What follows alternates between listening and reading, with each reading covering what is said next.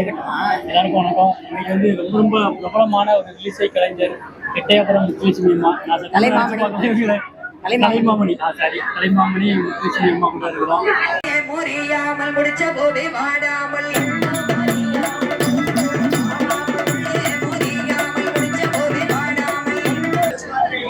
அந்த கலைப்பயணம் வந்து உங்களுக்கு எப்படி ஸ்டார்ட் பண்ணீங்க?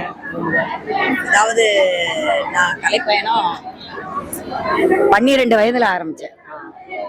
எங்க அப்பா தான் எனக்கு ஆசான். சொந்த ஊர் எட்டயபுரம், பாரதியார் பிறந்த ஊர்.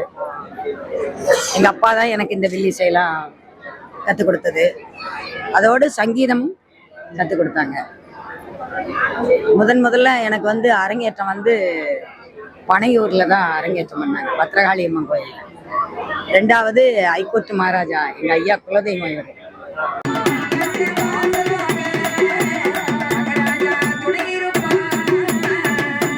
ஆறுமுகமங்கலத்தில் கொட்டாரக்குறிச்சியில ஐயா ஆறுமுகமங்கலத்தில் கொள்ளவிருக்கிற எங்க ஐயா முதலாளி அதிகாரி சக்கரவர்த்தி எஜமான், அவர் எங்களுக்கு குலதெய்வம். எனக்கு முதல்ல எழுதி போட்ட கதையே ஐகோர்ட் மகாராஜா கதை. பார்வதி இடத்தில் வாங்கி கொண்டு புறப்பட்டு வருகின்றார்.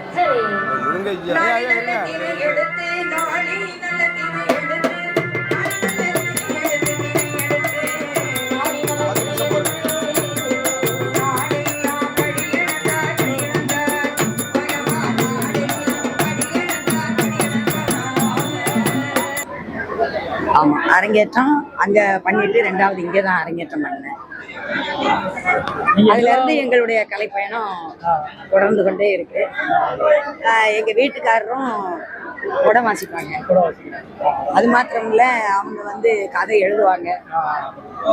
எந்த கதைனாலும் சரி, எந்த அம்மன், இப்போ கன்னியாகுமரி மாவட்டம், தூத்துக்குடி மாவட்டம், நெல்லை மாவட்டம்,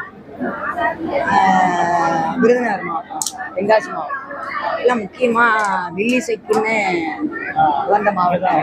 நிறைய கலைஞர்கள், எங்களை மாதிரி நிறைய கலைஞர்கள் இருக்காங்க.